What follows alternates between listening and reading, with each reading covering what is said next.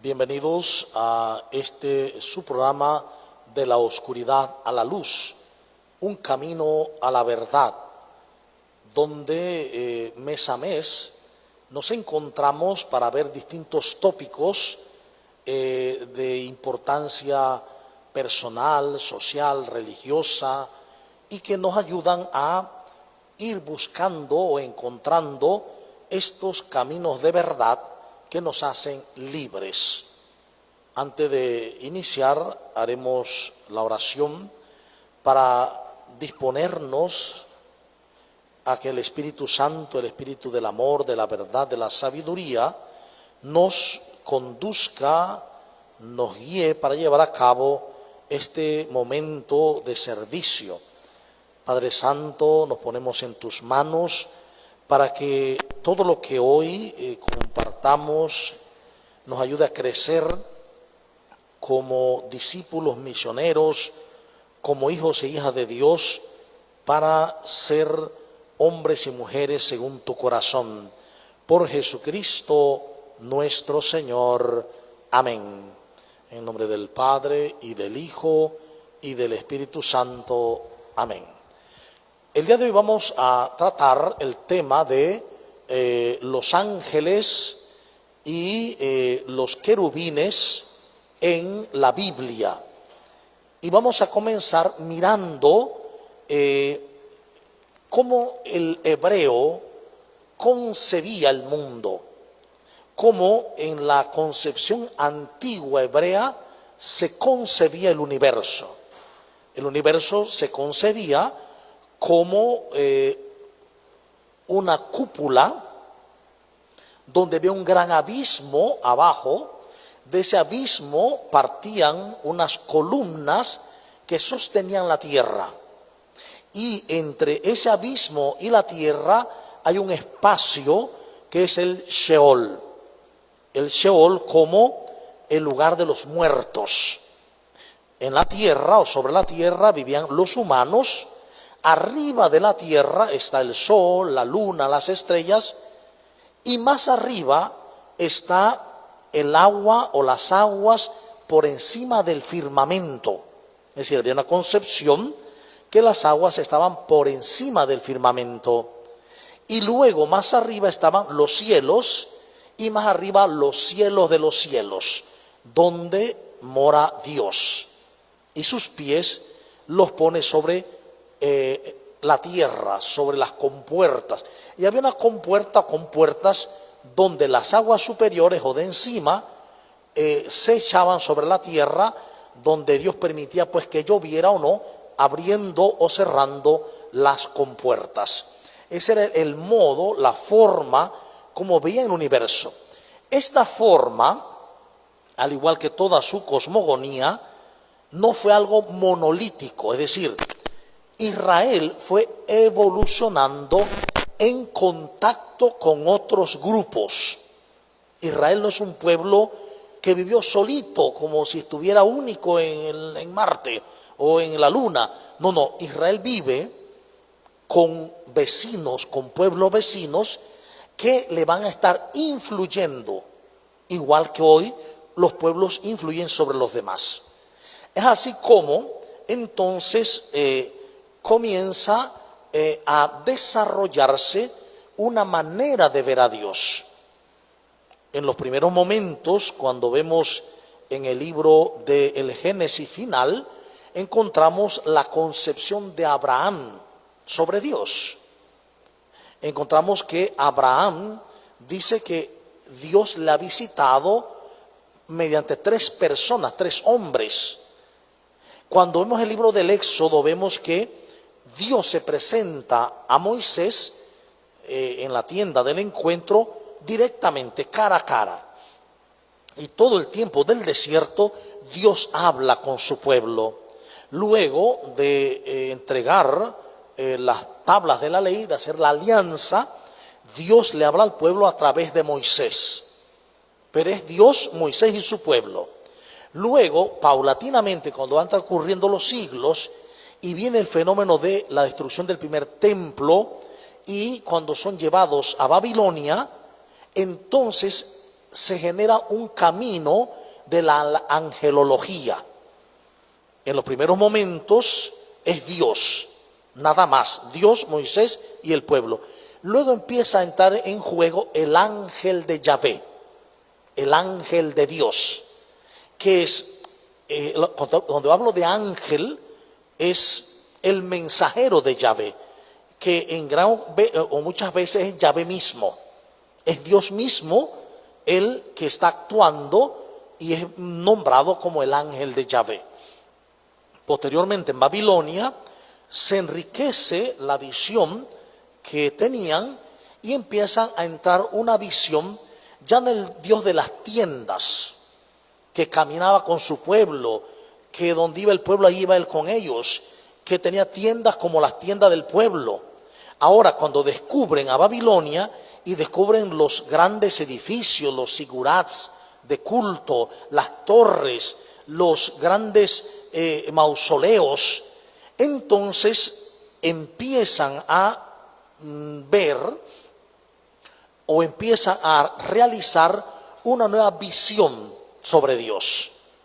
Antes Dios era muy cercano, antes Dios hablaba cara a cara. Ahora, mirando cómo es un rey, ellos no tenían experiencia de reyes al estilo de Babilonia. Entonces el rey de Babilonia tenía lugarteniente, tenía mensajeros, nadie podía hablar con el rey directamente. Había que hablar primero con los embajadores. Entonces esa figura se va metiendo en Israel. La idea del Dios pastor que camina con su pueblo, del Dios que está en las tiendas de campaña, va evolucionando hasta cuando Israel se hace sedentario. Y cuando se hace sedentario, Dios entonces toma figura de rey. Y en esa figura de rey empieza a entrar mayormente la idea de la angelología, de los ángeles. Pero vamos a ver qué significan los ángeles realmente en la cultura, por ejemplo, babilónica, asiria, que influyeron tanto en Israel, y qué significaba esto en el propio Israel. ¿Qué significado tenía? Lo que nosotros entendemos por ángeles corresponde en general a las representaciones que en el mundo de Occidente, es decir, de Europa hacia acá, se han ido estructurando. No así en Oriente, sino en Occidente. Y en el caso nuestro estamos influenciados tremendamente por las visiones que hay en la cultura nuestra, sobre todo la del cine, donde vemos a los ángeles, los arcángeles, los querubines, de una manera como Hollywood lo ha ido interpretando. Y parece mentira, de los 50 para acá, todas las figuras de ángeles han venido influenciadas por ellos. Hombres con alas o niños con alas. Esto ya veremos más adelante en la Torah y en la Tanaj, o sea, en toda la Biblia hebrea no existe. No existen seres con alas. Eso no existe en la Biblia hebrea. En ninguna parte. Es una creación posterior y veremos cómo sucede. Uno de los momentos en que nosotros encontramos al ángel de Yahvé es cuando el ángel de Yahvé pelea con Jacob. Pero en la narración se pone que el ángel de Yahvé es un hombre que pelea toda la noche con Jacob y se cansa. Y entonces le hiere el nervio del muslo a Jacob y todo lo demás. Pero es un hombre al que se le llama el ángel de Yahvé. Entonces también quiero aquí aclarar que en los últimos tiempos ha crecido una gran línea de angelología y básicamente marcada por el comercio. Hay ángeles de todo tipo y de todas peticiones que usan distintos olores, perfumes, velas, hay ritos. Por ahí pasó por los medios una oración a los ángeles que se hacía 10 veces y que a los 10 veces se le iba a aparecer no sé quién y que iba a venir la riqueza, un montón de cosas. Es decir, el fenómeno angelológico ha crecido inmensamente. Si uno va a YouTube o va a Internet, encuentra una serie de mensajes sobre los ángeles, impresionante, y cada uno según su propia versión, ideas o propiamente de la mente colectiva, la imagen colectiva que hay en el mundo, ¿no?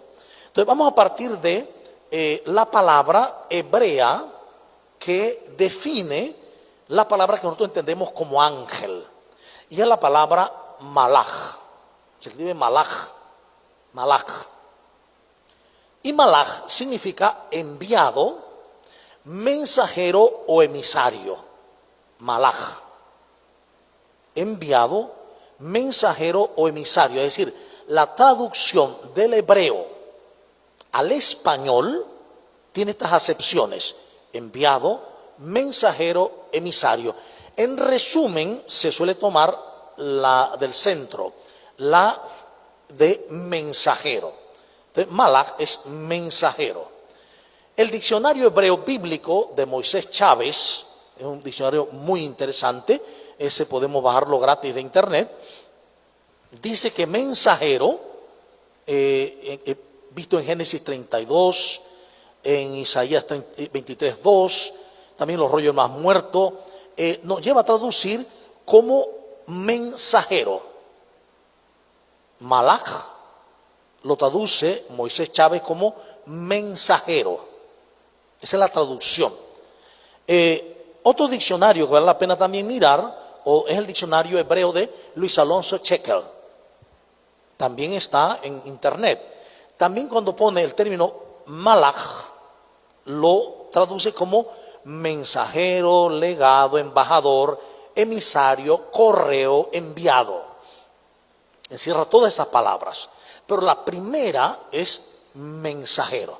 Entonces podemos decir que en el lenguaje hebreo existe una palabra que se dice malach, y esa palabra en español significa mensajero. No está definiendo nada, ni alas, ni plumas, nada, ¿sí? Está hablando de un mensajero.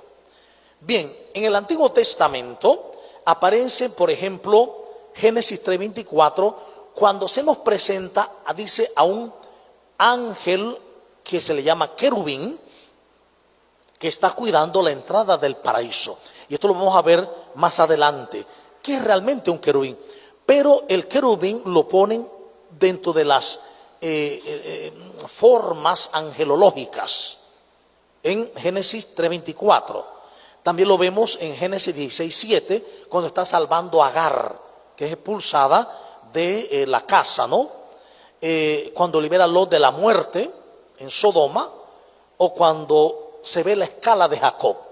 Recordemos, cuando ve la escala de Jacob, él ve los ángeles, dice subir y bajar, pero el texto dice que es un sueño.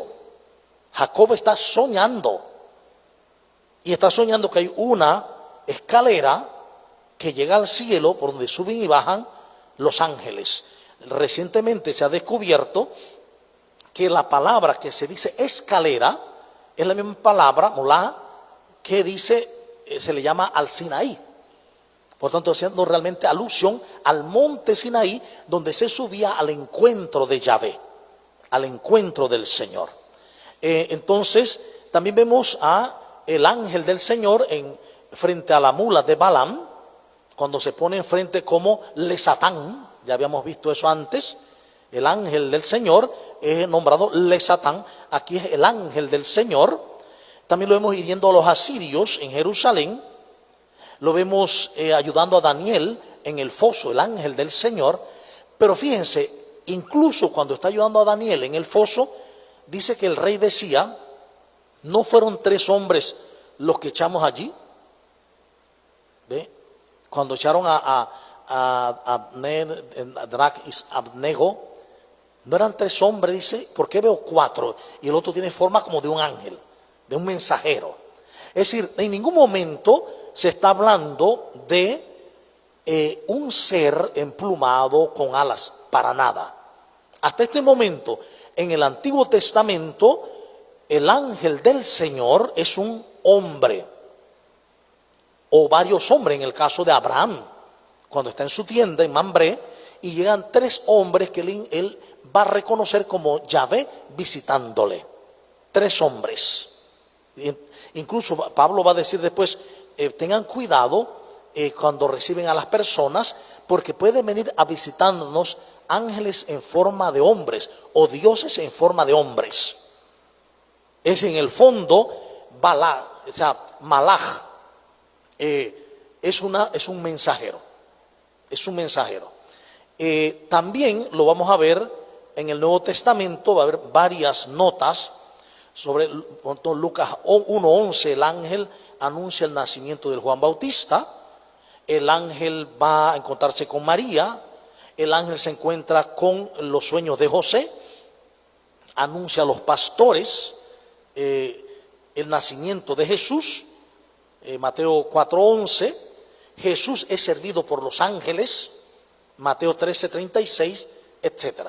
Pero, ¿por qué el término ángel está tan metido en nuestra tradición? ¿Qué es lo que sucede realmente?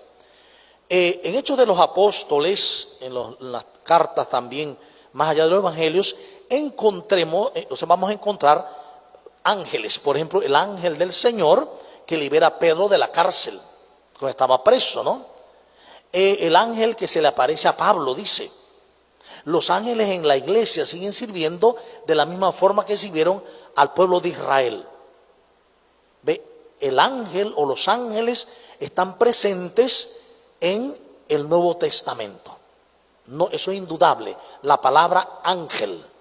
Ahora bien, ¿qué significa realmente la palabra ángel?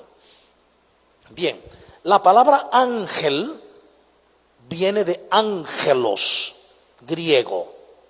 El griego ángelos, que significa también mensajero. El problema fue que la traducción del hebreo al griego estuvo bien. El término que se hizo del hebreo al griego se hizo perfectamente. ¿Sí? De malach a ángelos, perfecto. Malach significa ángel, ángelos también, es lo mismo, ángelos. Pero cuando se tradujo al latín y al español no se tradujo, se transliteró, ángel. Tenía que haberse puesto mensajero.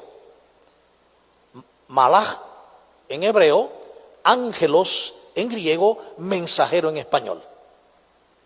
Es decir, el ángel o el malach es un mensajero.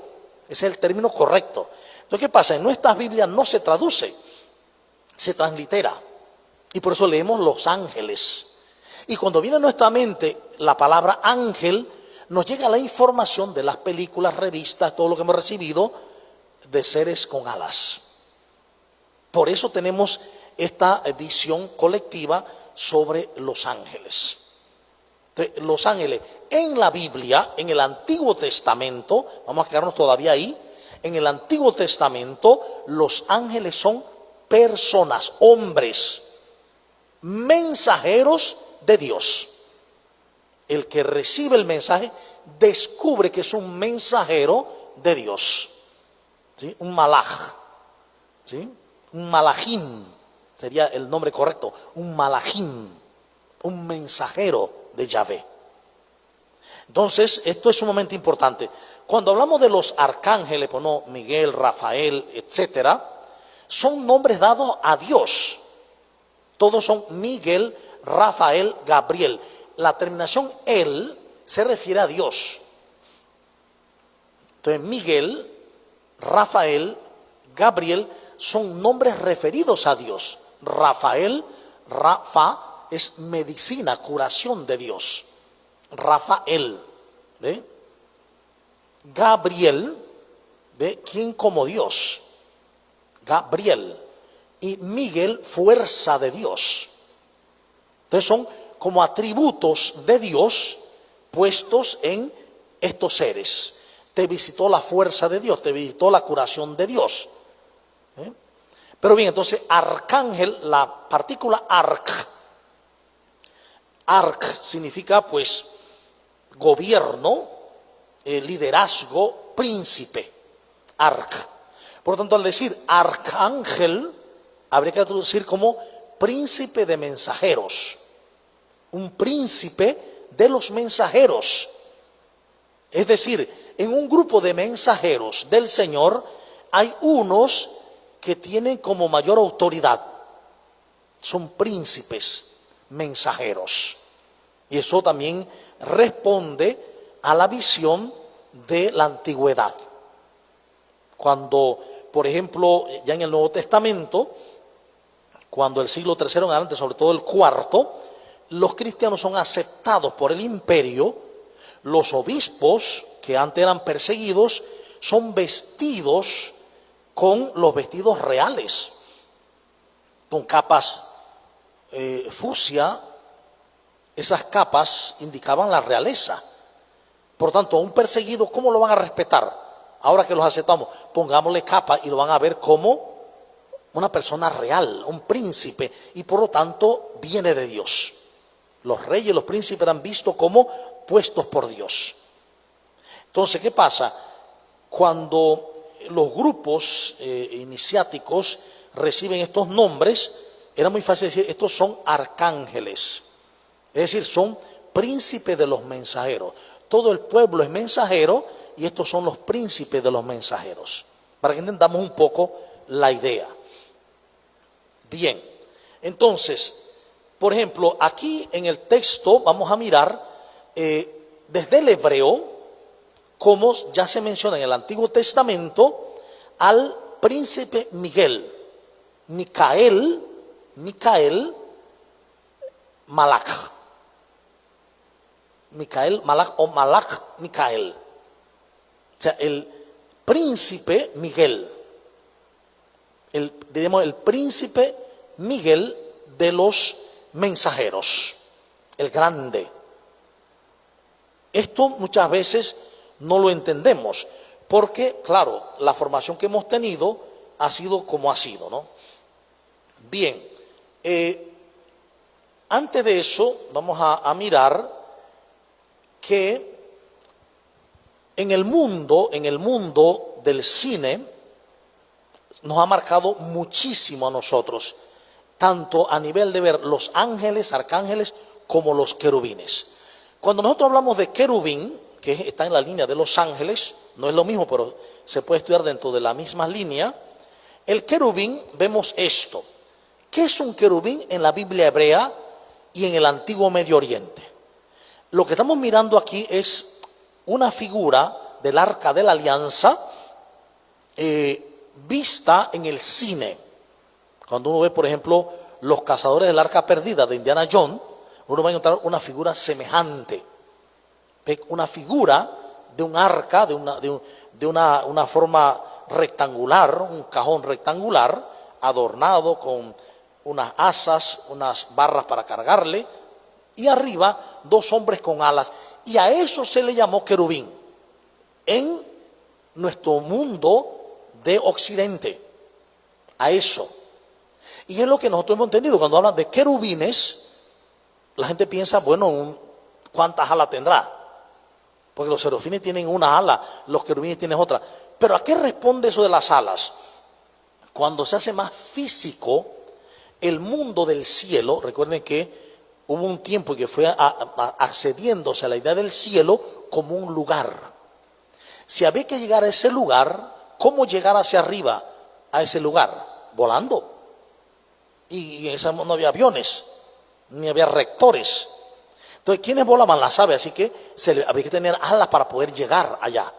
Así que para poder bajar y subir, el ser tenía que tener, los ángeles tenían que tener alas. O sea, responde a una mentalidad, Repito, en el Antiguo Testamento, en la Tanaj, nunca se menciona a los ángeles como seres alados o con plumas. Bien, en el imaginario colectivo popular se asume que son seres de forma humana, provisto de alas. Incluso los querubines, cuando habla de querubines, ahí el problema viene cuando uno dice, bueno, el canto dice y el salmo dice que Dios viene sentado sobre querubines, viene sobre las personas. Eso que uno se entiende, ¿no? Pero total, no se le hace caso, ni se piensa. Entonces, en el imaginario colectivo, la idea es que son personas, hombres, mujeres, con alas. Esto mismo es lo que se ha pintado, por ejemplo, cuando se nos narra el pasaje del Génesis, donde Adán y Eva son expulsados del paraíso a raíz del pecado, de la desobediencia.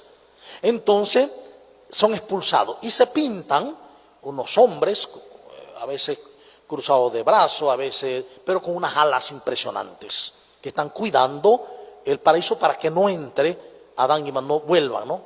Pero la Biblia no dice explícitamente cómo eran. La Biblia no lo dice. Por lo tanto, el lector asume que era como nosotros, claro. Asumimos que eran como nosotros, personas con alas. ¿A dónde vamos? Es más, últimamente, por ejemplo, la película Legión de Hollywood, que es una película muy interesante, presenta una figura de unos ángeles impresionantes, unos hombres fornidos, elegantes, con unas alas preciosas, fuertes y destructivas. Eso nos lo ha metido desde hace ya muchos años.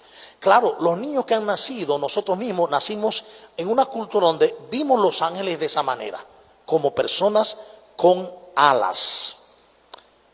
También en Ángeles y Demonios, la película de Tom Hanks, vemos la ilustración donde una persona tiene alas. Repito, es la idea de cómo llegar al cielo volando. Ahora, ¿cómo era realmente un querubín en la Biblia hebrea y en el antiguo Medio Oriente? Era una divinidad protectora, llamada también Lamassu o Shedú. Lamassu o Shedú en acadio, en la lengua usada en Asiria y Babilonia. Posteriormente se le llamó Carbú, de ahí viene querubín, Carbú, de donde viene el hebreo querubín, un ser híbrido y legendario, principalmente de la mitología asiria, que posee cuerpo de león, patas de toro, alas de águila y cabeza de hombre. Esta era la figura de un querubín, de un carbú. Era un ser que era un híbrido. Estos grandes hombres toro alados surgen en Asiria como elementos mágicos, cuyo fin era guardar las puertas de las ciudades, los palacios o los templos. Protegían el templo y al rey, a los monarcas y a los sacerdotes. Además de esto, vamos a ver cómo era realmente un querubín. Era una bestia con cuerpo de león, con patas de toro, con alas de águila y con cara de hombre. Y esto responde a una creencia. Creían que era la unión de los animales y seres más fuertes de la tierra. En el caso de Israel, cuando llevan estas figuras a Israel como dibujo, porque eran muy grandes, medían entre 4 y 5 metros de alto, eran enormes. Entonces, cuando las llevan, funcionan bien, porque en Israel el animal más fuerte, salvaje, es el león, que estaba en las estepas de Judá. Ya no existen por ahí, ya desaparecieron. Pero los leones de Judá eran los leones más fuertes. Entonces, por eso el cuerpo de león. El rey de los animales es el león, pero el rey de las aves es el águila, por eso las alas de águila. Pero el rey de la potencia es el toro, por eso las patas del toro. Y el rey de la sabiduría es el hombre, la cabeza de hombre. Y algunas veces en el Antiguo Testamento veremos que, por ejemplo, Ezequiel va a poner también como que tuvieran manos. Aparte de esto, le salen manos, pero es parte de lo que se le adicionó en Israel. Pero en Asiria y en Babilonia, la figura de el querubín era algo bestial. El fin era que sembrara miedo. Quien entraba a una ciudad y veía esto, porque se ponían en pares en cada puerta. En una puerta ponían dos, en la otra puerta ponían dos. Entonces tú llegabas y veías esas bestias, eso sembraba miedo. Y formaban como un efecto, un beneficio protector para los poseedores. Eso es lo que es un querubín. Es una figura mítica. Y eso mismo es lo que es en la Biblia, en el Antiguo Testamento. Y como es una figura mítica, por eso dice que Dios viene sentado sobre querubines, sobre estos monstruos que tienen cuerpo de león, patas de toro, alas de águila y cabeza de hombre. La disposición, imagínense, cuando Israel viene del exilio babilónico, recuerden que los asirios y los babilonios han influido, ellos traen esto y por eso en el templo van a poner estos querubines. Así como descubrieron que allá en Babilonia y los asirios, ellos veían cómo eso protegía, infundía miedo, entonces los pusieron también en el templo. Y ahora en el Arca de la Alianza manda Yahvé a poner los mismos querubines. Imagínense cuando uno entra a un lugar de esto y uno le da por las patas prácticamente a un animal de esto. Eso es impresionante. Tú llegas ahí y te causa impresión ver semejante criatura. Entonces, de estas criaturas es que entendemos por qué el Apocalipsis y otros libros hablan de unas bestias con alas y con 6 alas o con 7 alas y con pezuñas de no sé qué y hay una que tiene cara de hombre, otra tiene cara. Todo esto se debe a esto. ¿Por qué? Porque el toro tiene la fuerza, la virilidad. El león es el rey de los animales.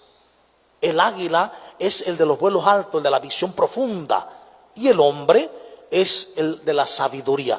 Y por eso también los 4 evangelios se van a asignar cada uno con uno de estos personajes. Entonces, en síntesis, los querubines son eso.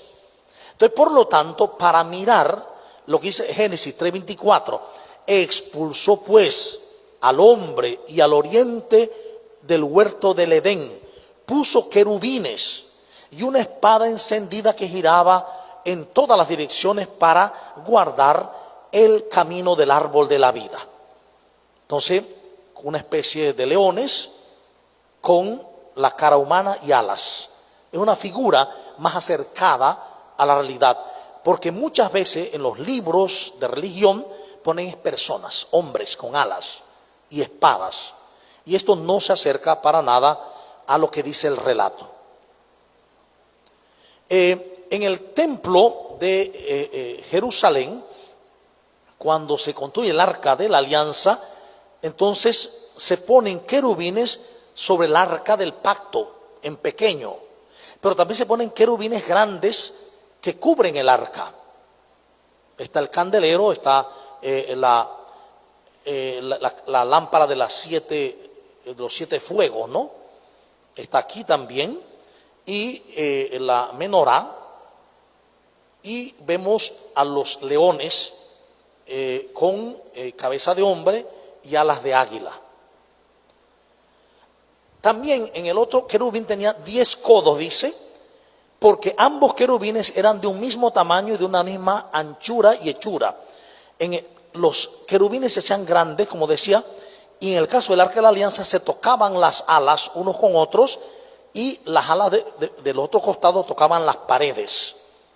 Esto daba una visión de respeto al acercarse en el templo al Arca de la Alianza.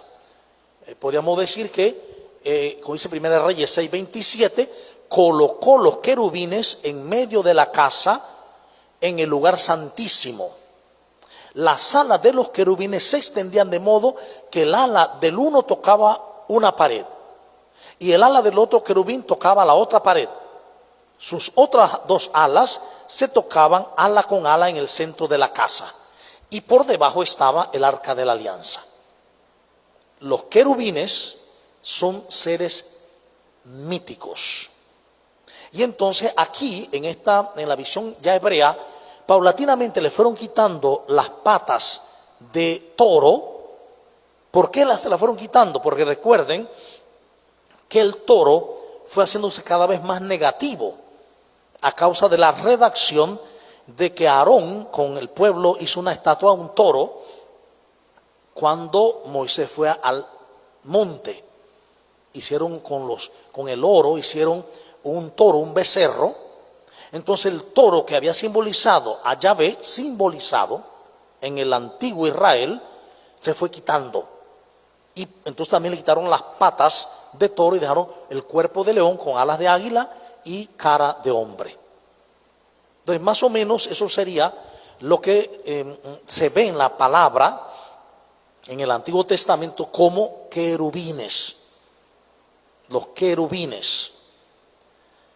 Bien, dice en 1 Reyes 6:29, luego esculpió todas las paredes de la casa de alrededor con grabados de figuras de querubines.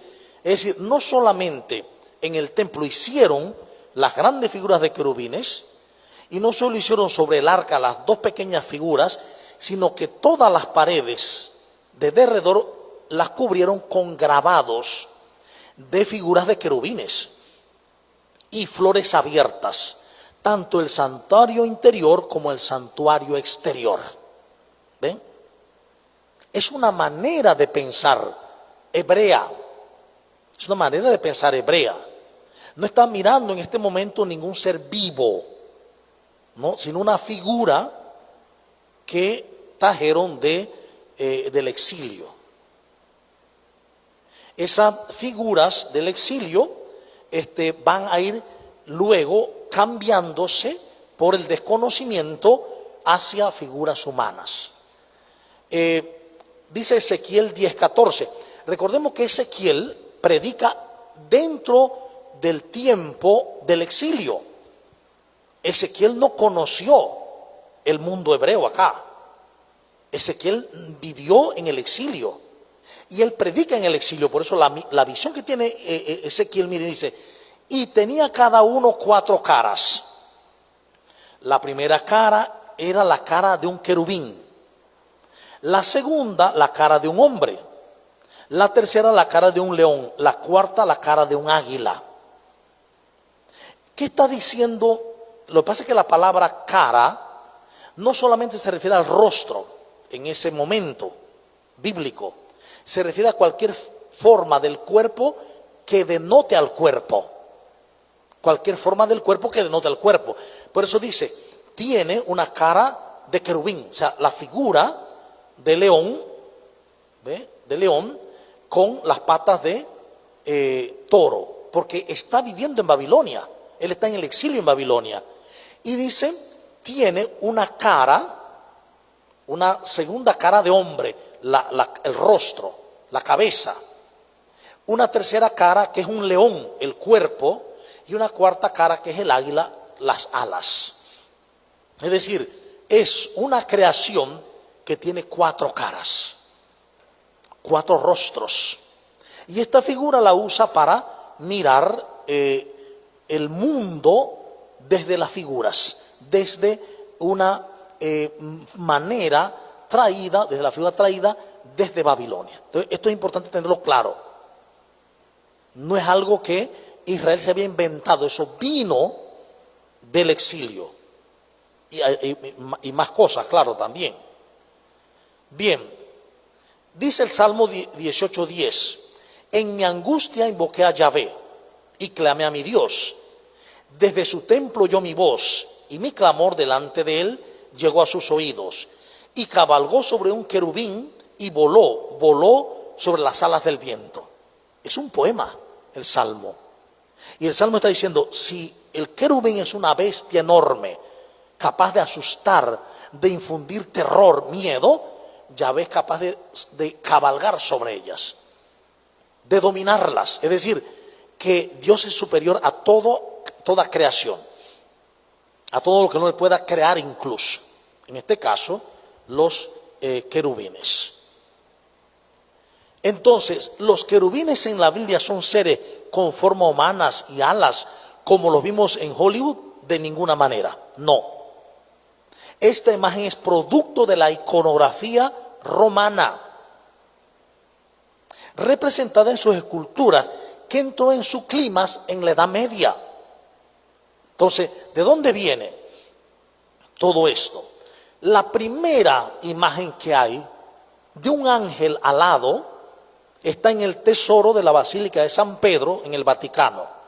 Se encuentra el sarcófago de Junio Basso. Este sarcófago fue construido en el año 359 después de Cristo y contiene la primera representación conocida de seres alados de toda la cristiandad. O sea, la primera representación de seres alados está en este sarcófago, que fue tallado en piedra, en mármol, y está en Roma. Es decir, ya en el siglo IV, mediados del siglo IV en adelante, se empieza a pensar en los mensajeros que habla la Biblia, en las alas que dice sobre los querubines, se empiezan a montar sobre seres humanos las alas. Y de en adelante fue muy fácil que se fuera llenando el mundo de ideas de hombres y mujeres con alas llamados ángeles. Recordemos, la palabra malaj se traduce como ángelos y se traduce al español como mensajero. Y en la Biblia hebrea, significaba un hombre que venía en nombre de Yahvé y traía un mensaje de Yahvé. Por eso era mensajero. El problema estuvo en la no traducción de la palabra del griego al español o al latín, sino que se puso ángelos directo, ángel, y no se tradujo. Y eso ha traído una serie de problemas. Para los que les guste estudiar, investigar más sobre el tema, pueden buscar en internet una bibliografía muy buena. Por ejemplo, la revista MEA, Miscelánea de Estudios Árabes y Hebraicos, de la Universidad de Granada. Un artículo de Francisco Rodríguez Molero. El artículo son Los querubines del templo de Salomón. Un trabajito muy interesante sobre los querubines del templo de Salomón. La revista MEA. También tenemos un libro. Este libro, por gracia, lo he leído totalmente, lo leí. Y de hecho me tocó hacer una síntesis con el padre Lozano. Él murió antes de terminarse. Yo la terminé, pero todavía no la he impreso. De este texto, que son las instituciones del Antiguo Testamento de Roland de Vogt. En la página 419 está el templo de Jerusalén, la definición, y ahí sale todo lo de los querubines y ángeles. También es gratuito en internet. Y el tercer elemento sería la guía ilustrada del templo de Randall Price. También está gratuita en internet. Estos tres documentos tienen para hacer un estudio más profundo del tema de los querubines y los ángeles. Bien, entonces cerramos aquí para dar oportunidad a la participación, preguntas, aportaciones, etcétera.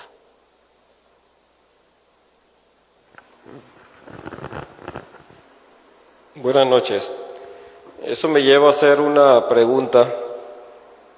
Todo lo que se nos ha enseñado anteriormente, la misma Iglesia Católica, acerca de la existencia de los seres y otras cosas que también ha dicho en otros programas anteriores que prácticamente no existen, el diablo, Satanás y todo eso, y ahora los ángeles con alas y todo eso, aunque ahí lo dice en la Biblia que tienen alas, entonces no es la forma correcta. Entonces en muchas parroquias tienen esas figuras. Entonces, ¿qué hacer? ¿Qué hacer o qué pensar? Primero, no juzgues nada, ni a nadie. Porque el que no ha tenido acceso a los textos antiguos, al lenguaje antiguo, al estudio de pronto de las excavaciones antiguas, toda la arqueología bíblica, no se puede juzgar, esto no se juzga. Y tampoco se puede culpar a nadie porque somos hijos de la época. Aprendimos a creer lo que nos enseñaron. Algunos creen en brujas y siguen creyendo en brujas. ¿Ve? Entonces, ¿qué pasa? ¿Qué hacer? Darnos cuenta que cuando vamos al lenguaje original, encontramos pensamientos, ideas que al traducirlas a nuestro lenguaje cambian totalmente de sentido. Entonces, ¿qué hacer? Aprender para servir. Y igualmente, aprender para poder enseñar bien. No puedo enseñar lo que aprendo mal o que no entiendo bien. Entonces, bueno, es que se habla de Satanás. Sí, claro, en el Antiguo Testamento se habla de Satanás igual que el Nuevo. Pero no es el sentido que nosotros hemos entendido. Le Satán o ha Satanás no es un nombre, es un adjetivo calificativo. Que significa el que se opone, lo adverso, lo opuesto, el adversario. Pero que puede ser bueno o malo. Cuando fue el ángel de Yahvé fue una acción buena. Cuando Pedro se pone contra Jesús fue una acción mala. El Satán es un adjetivo calificativo que intrínsecamente no dice que es malo o bueno, sino contra quién me opongo. Si la oposición es contra el mal, entonces es un Satán bueno. Es una actitud adversa al mal. Pero si la actitud es contra Dios, entonces es un Satán que está actuando mal. ¿Me explico? Entonces no se puede decir de raíz, bueno, es que esto no funciona. No, es que nosotros no hemos sabido entenderlo. No es que la Biblia nos mintió, no, es que nosotros no supimos interpretarlo. No fue que los demás hicieron mal, es que no podían hacer otra cosa, porque así lo entendieron. Esa es la situación. Entonces, ¿qué nos toca hacer? Aprende tú, aprendamos nosotros, ayudemos a otros a aprender desde el amor, sin condenar, sin juzgar. Disculpa, sí, pero yo tengo más o menos 20 años de estar participando en la iglesia, he ido a varias parroquias y todo eso, y aquí es el único lugar que he escuchado esta enseñanza.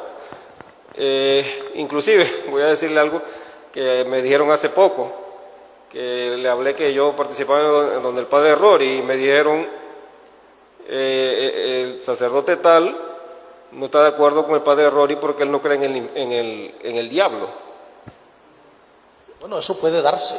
Es que nosotros tenemos que creer en Dios. En el credo de la fe nuestra no dice creer en el diablo. Creemos en Dios, en Jesucristo, en el Espíritu Santo, en la iglesia, en la vida futura. Eso es lo que nosotros creemos. Y en cuanto al diablo y Satanás, ya hemos explicado, no como una idea mía meramente, sino lo que dice realmente la Tanaj, la Biblia hebrea, que dice realmente sobre eso. Y cómo Jesús lo pudo exponer, pero cómo se interpretó luego desde la mentalidad post-exílica y luego sobre todo desde la destrucción del segundo templo en el año 70, 71. Cómo se fue interpretando desde cuando el siglo IV antes de Cristo fue entrando el mundo helénico, y máximo en los siglos I, II y III, el mundo helénico del cual el cristianismo ha sido heredero. Entonces todo eso hay que tomarlo en cuenta.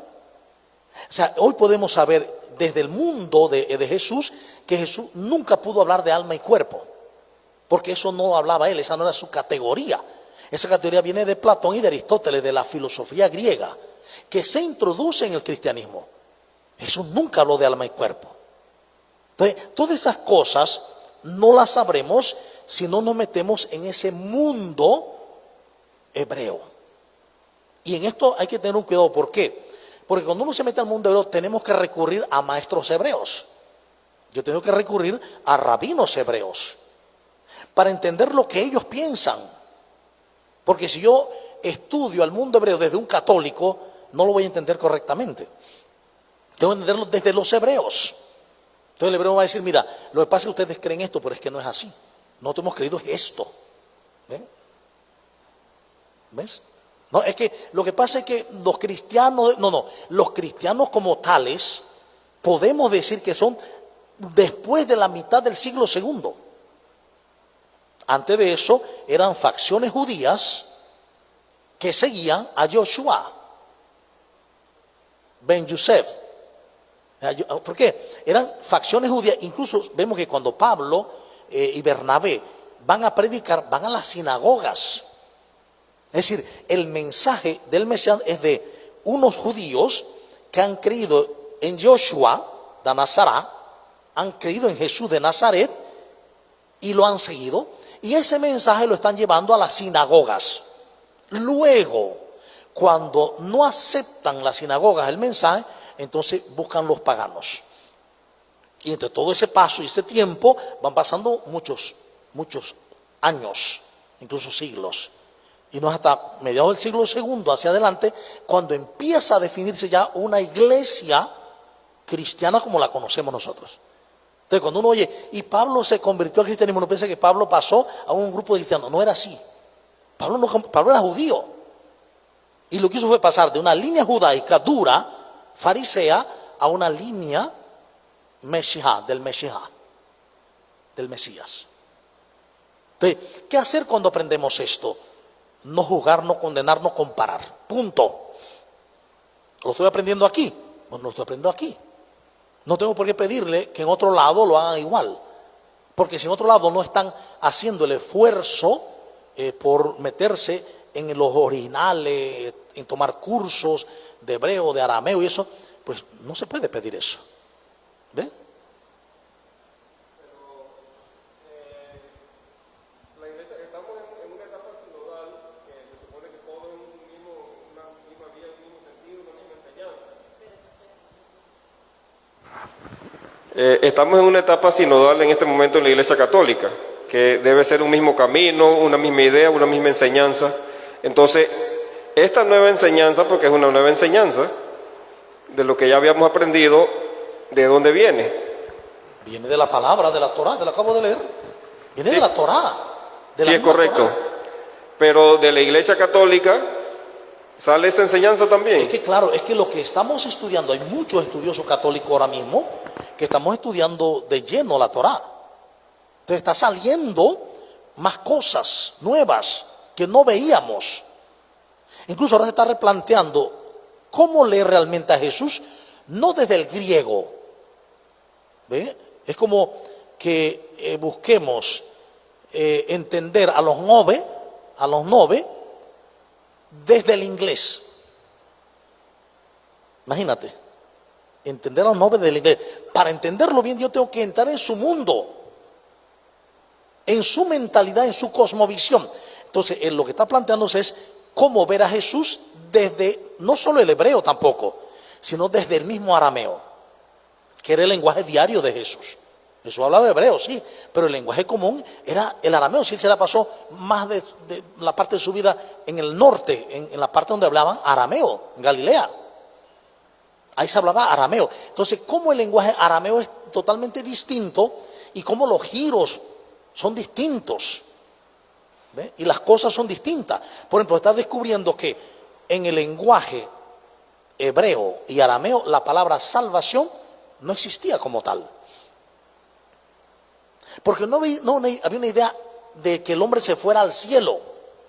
Esa idea no estaba. Esa idea no existe en el mundo hebreo. El hombre se iba al seno de Abraham, pero no a un cielo. ¿Ve? Entonces la salvación, la palabra salvación no estaba, no existe. La palabra que se habla es vida. Y la vida es liberación, la vida es paz. Por eso entiende que el Mesías trae vida y trae liberación a Israel. Y por eso que Jesús dice, el Hijo del Hombre, yo he venido para que tengan vida y una vida abundante. Y por esa misma razón es que el Papa Benedicto XVI, cuando habla, tanto en especial y sobre todo en Jesús de Nazaret, cuando habla de la salvación, dice que la salvación no es lo que la mayoría de la gente piensa. No, sino que la salvación en realidad es vida abundante, vida verdadera. Pero eso no se hubiera conocido si no entramos en el mundo de Jesús, en su lenguaje, en lo que se puede descubrir del lenguaje. ¿Y cómo sabemos qué lenguaje? Porque todavía hay comunidades que hablan el lenguaje de Jesús. ¿Ven? La lengua siriaco, el rito siriaco, usa el arameo como lenguaje litúrgico. Todo el catolicismo de rito siriaco usa el arameo en el lenguaje litúrgico. Y tiene una Biblia totalmente en arameo. La Peshitta, la pueden bajar de internet también. La Biblia Peshitta. Entonces son cosas que no se descubrió. Bueno, uno no puede juzgar al que no lo descubre. Yo no sé. Yo estoy haciendo lo mismo. Entonces tengo una alternativa. O sigo avanzando y dando a los demás lo que se va conociendo, o sigo como los demás viviendo lo que siempre se ha vivido. Esa es la alternativa. ¿Ve? O sigo viviendo, enseñando cosas que no están muchas veces. Muchas cosas son malinterpretadas de la Torá, incluso del Nuevo Testamento. ¿Ve? Esa es la alternativa. Y yo entiendo, ¿saben qué entiendo? Yo me pongo a pensar en Jesús. Jesús pasó por algo, claro, mucho más fuerte, porque Jesús está hablándole a su pueblo de algo mucho mayor cuando hablaba, por ejemplo, del templo, y él decía, es que aquí hay alguien que es más que el templo, hay alguien que es más que el sábado. Lo importante no es seguir el sábado, es la vida del hombre, y la gente lo quería matar por eso. Porque estaba, dice, hablando una doctrina que está en contra del templo. ¿Me explico? Siempre va a pasar lo mismo.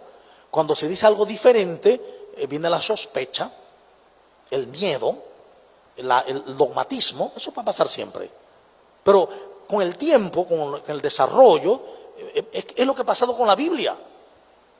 Antes la iglesia no aceptaba jamás que la Biblia tenía elementos literarios, géneros literarios.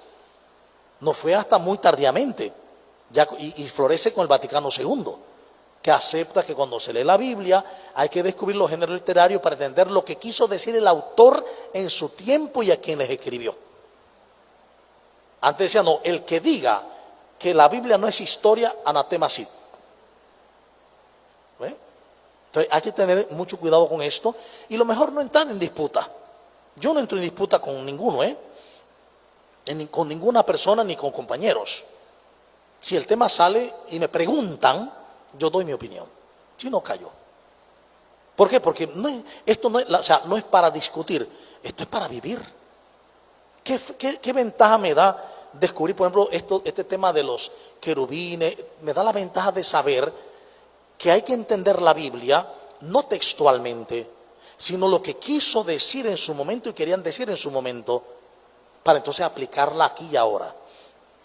Esa es la ventaja. La ventaja es que la verdad me hace libre. Cada vez que accedo a la verdad, esa verdad me hace libre. Bien, entonces. Buenas noches. Agradezco yo mucho realmente estas formaciones, porque es que hay tantas cosas que no nos dicen, tantas cosas que hemos erróneamente creído. Y bueno, esto nos abre el horizonte de, en realidad, como usted lo dice, Padre, aprender. Entonces, retomando lo que usted decía anteriormente del carbú, que era pues, de la cultura de los babilónicos y los asirios.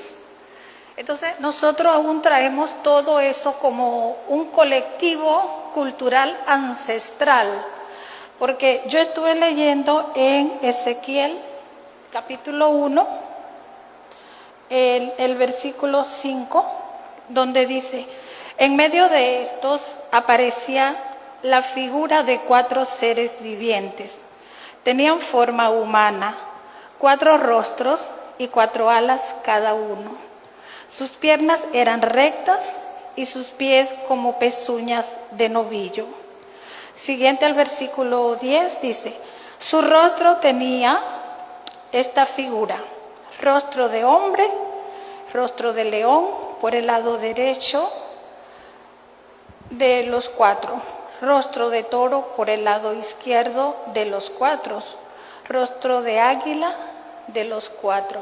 Eso ya pues usted no lo había leído. Claro. Entonces, a mí me viene al pensamiento el retablo de catedral. De hecho, ahí están los evangelios representados. Está San Mateo, que simboliza la figura de hombre. Marcos simbolizando el león. Lucas simbolizando el toro. Y Juan, que representado pues por el águila, que es un ave de mirada aguda y penetrante. Entonces,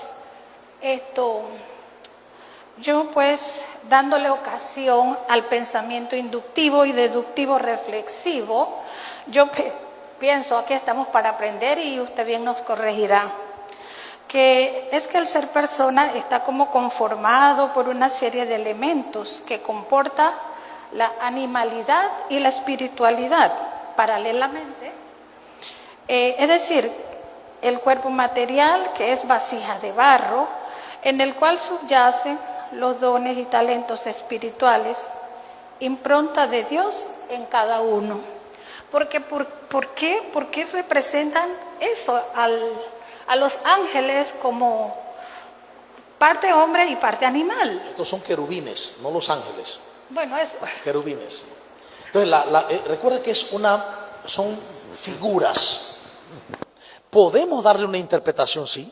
Podemos aplicar una interpretación. Bueno, es que está hablando de el ser humano que se vuelve animal cuando no sigue al Señor, cuando se identifica con el Espíritu, o se vuelve más humano, se humaniza y se diviniza cuando sigue el camino del Espíritu. Pero esa es una interpretación ya. Lo que quisieron poner ellos fue poner las figuras que exaltaban el poder que protegía, inducía miedo, terror a los que querían acercarse a tan monumento tan hermoso y tan grandioso como era pues el Arca de la Alianza. Quien se acerca al Arca de la Alianza y viera a estos seres entraría en el temblor y el terror, la magnificencia de lo que había ahí. Pero eso lo trajeron de Babilonia, de los asirios también.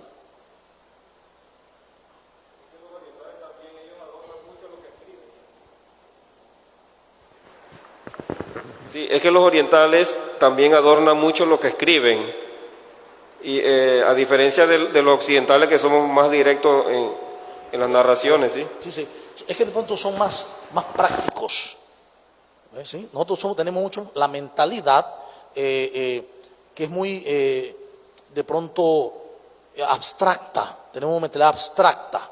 El hebreo, el arameo, no es de mentalidad abstracta, es muy física, no es abstracta.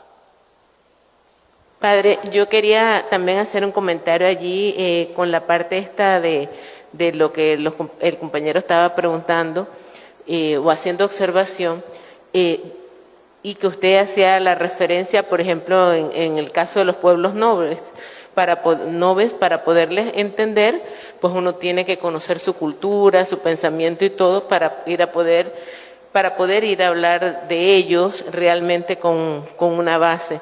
Entonces, de igual manera pienso que en la educación, la ciencia, en la educación ha ido evolucionando. Hace unos años se creía una cosa sobre los métodos educativos, cuáles eran mejores y todo lo demás, y eso ha ido evolucionando. De igual manera en la ciencia se trabajaba con equipos y se creía hasta un límite, y hay que seguir como profesionales preparándose para ser mejores médicos, mejores cirujanos y todo lo demás. Siento que de igual manera en la fe no nos podemos quedar con los conocimientos que teníamos originalmente, sino ir profundizando e ir avanzando en ese descubrimiento, en ese camino para encontrarnos con el Señor de una manera, diríamos, más adulta, con una fe más adulta y menos infantil, porque es como un proceso, ¿no? Es un proceso de crecimiento. Lo que pasa es que, como dije la vez pasada, nosotros, voy a hablar de la Iglesia Católica, nosotros, ¿no? Nos hemos acostumbrado que somos ingenieros, arquitectos, médicos, intelectuales, pero cuando entramos al templo nos ponemos pantaloncito cortico, a kinder todos, todo mundo a kinder. Entonces eso no puede ser, hay que avanzar. Imagínense que los estudiosos actuales de la Biblia dicen que los que se estudiaron Biblia de hace 20 años para atrás, del 2020 hacia atrás, ya era otra cosa. De allá para acá se han descubierto muchos elementos bíblicos, muchas cosas que no se comprendían. Entonces también nosotros, los ministros, presbíteros, diáconos, obispos, necesitamos actualizarnos. Necesitamos estudiar, ver qué es lo último que está mirándose en el ámbito bíblico. arqueológico bíblico, en el ámbito de la lingüística, en el ámbito por ejemplo, del lenguaje arameo. ¿Qué se está descubriendo? Hay unos autores, acaba de salir un Nuevo Testamento de un autor que él se declara, él no creyente, agnóstico. Él se declara agnóstico, pero toda su vida es dedicado a escribir sobre Jesucristo, sobre todo esto, pero tratando de desentrañar la verdad. Y acaba de escribir los evangelios, pero desde una traducción que él quiso hacerle, dice, como la traducción más fiel al original. Yo aún no lo he comenzado, ya yo lo recibí, no he comenzado a leerlo, pero están estudiándose por todos lados. Hay estudios por todos lados, se está avanzando por todos lados en el camino bíblico. Y esto, por ejemplo, lo que yo escuchaba a un obispo biblista, cuando dice, es que la palabra de Dios es una palabra muy humana. Es un texto que tiene tejidos. Y estos tejidos, en este caso que tenemos la Torah, esta es la Torah, es un tejido donde hay que encontrar los hilos de la revelación. No todos los hilos del tejido son revelación misma. Hay hilos que responden a pensamiento humano, a manera de pensar del hombre, atribuidas a Dios unas veces. Y dentro de todo ello está el pensamiento de Dios, la revelación de Dios. Y esto hay que aprenderlo también. Entonces, bueno, yo solo recomiendo que esto, ¿para qué es? Para que cuando vayamos a la Biblia, cuando leamos la Biblia, entonces tratemos de entender lo que Dios nos está diciendo realmente. ¿A qué nos está llamando? Y cuando iremos adelante veremos que es ir a lo esencial, ir a Jesús. Ir a Jesús y a lo esencial de su mensaje, a lo que Él nos trajo como mensaje y que hemos olvidado. Hemos echado a un lado a Jesús. ¿Por qué? Porque seguimos múltiples cosas, ideas, ideologías, pensamientos, pero no seguimos el proyecto de Jesús, que es el proyecto del reinado de Dios. Eso a veces lo mencionamos en un tema. Y a lo sumo decimos, vamos a construir el reino de Dios, que tampoco se puede construir. El reino de Dios ya está.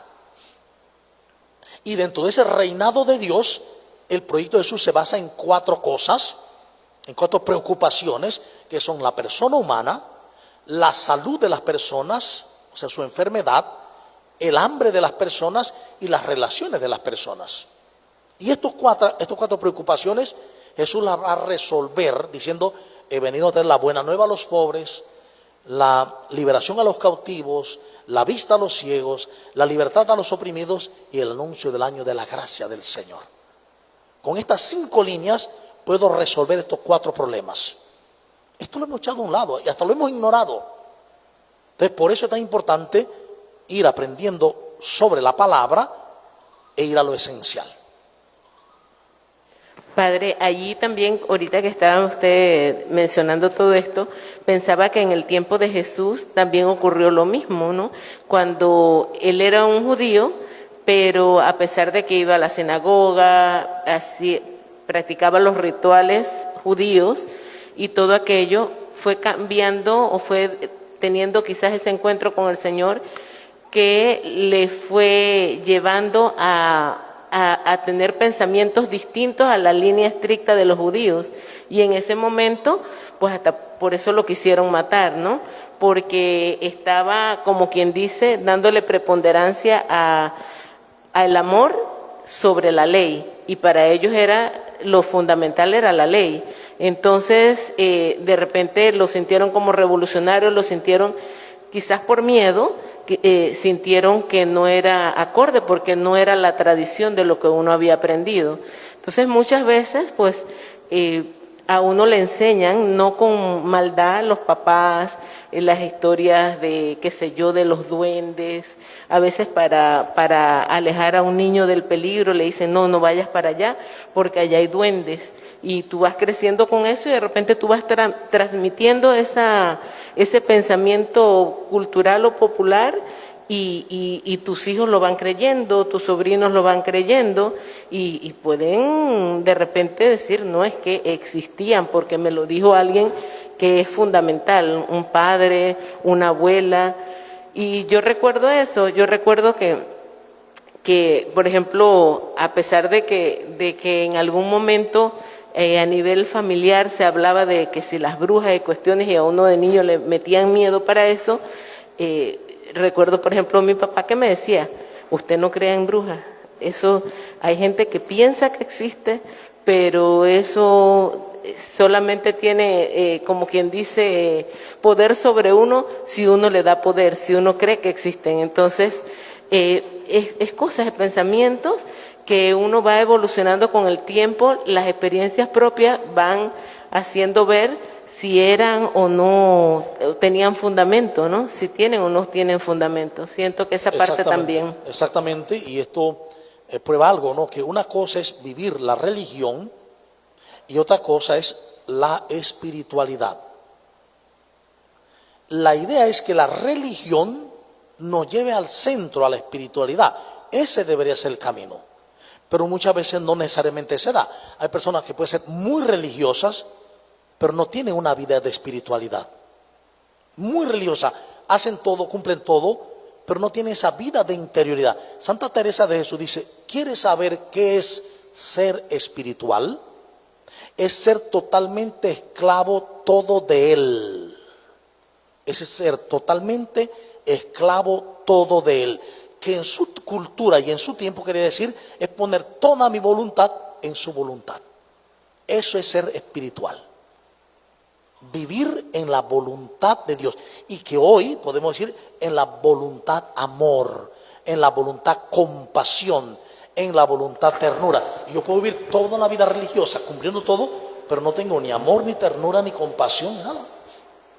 Hablo de los demás, juzgo a los demás cuando no vivo ninguna espiritualidad.